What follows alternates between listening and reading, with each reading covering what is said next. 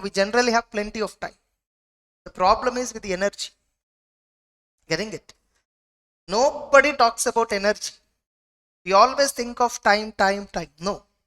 We are having 24 hours, which is huge, I'm telling you.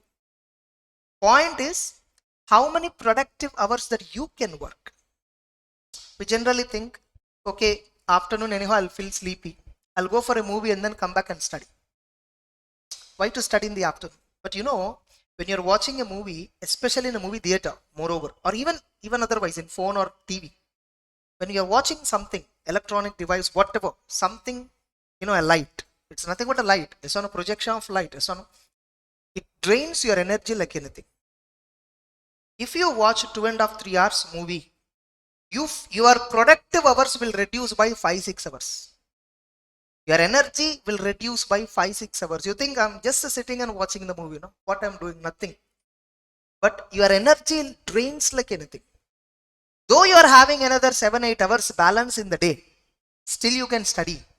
You can't do that. You can't be that productive. You can't be that focused.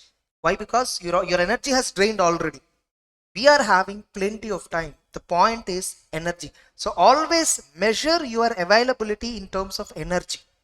Okay, today if I do this, will I be energetic after this? Getting it? Do I have sufficient energy to do this? Energy is very limited, which can be measured in calories in every day. How much energy you consume every day? It can be measured in calories. Time only, it's a relative factor for everybody. But energy is something which is similar to everybody.